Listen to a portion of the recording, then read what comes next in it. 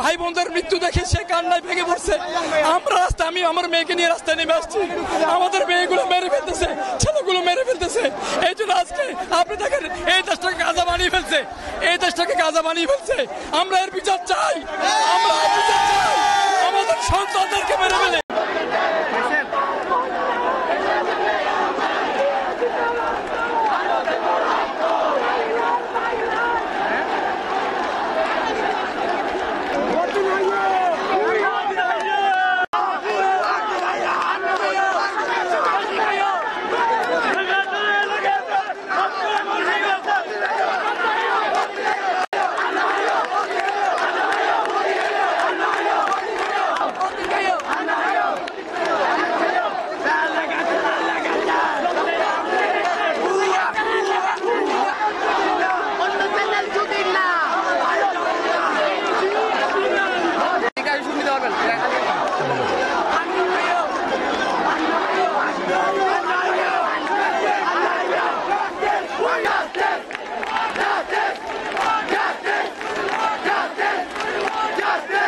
খামেরা তো দাগ হয় কিভাবে? এই যে ভাবি, দাগও যাবে রাগও যাবে। নিন চাকা সুপার হোয়াইট। আজকে আমাদের আন্দোলনের মূল বিষয় হচ্ছে যে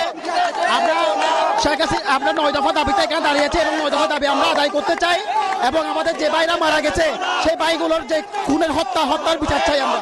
9টা দাবি ছিল, কিন্তু সরকারের পক্ষ থেকে আজকে 6 দিন হয়ে গেছে, কোনো উত্তর দেওয়া হয়নি। আজকে বলতেছে ওনারা আমাদের সাথে বসবে, কিন্তু আমাদের ভাইদের রক্তের সাথে বেমানি করে আমরা বসতে পারবো না। আমরা একটাই দাবি, এখন আমাদের উনি পদত্যাগ করতে হবে। উনি খুনি হিসাবে উনি কি বিচার করবে? আমাদের খুনিদের কাছে তো আমরা বিচার চাইতে পারি না। এই হিসাবে ওনাকে পদত্যাগ করে আমাদের ভাইদের রক্তের বিচার করতে হবে। আমরা তাদের হত্যার বিচার চাই এবং মাননীয় প্রধানমন্ত্রী শেখ হাসিনার বিচার চাই। উনি তো কিছু বলতে পারতেছে না এবং যদি কিছু করতে না পারে তাহলে উনার পদত্যাগ চাই আমরা। তার ভাই বোনদের মৃত্যু দেখে সে কান্নায় ভেঙে পড়ছে। আমরা রাস্তায়, আমি আমার মেয়েকে নিয়ে রাস্তায় নেমে আসছি, আমাদের মেয়েগুলো মেরে ফেলতেছে, ছেলেগুলো মেরে ফেলতেছে। এই জন্য আজকে আপনি দেখেন এই দেশটাকে গাজা বানিয়ে ফেলছে, এই দেশটাকে গাজা বানিয়ে ফেলছে। আমরা এর বিচার চাই, আমরা এর বিচার চাই। আমাদের সন্তানদেরকে মেরে ফেলে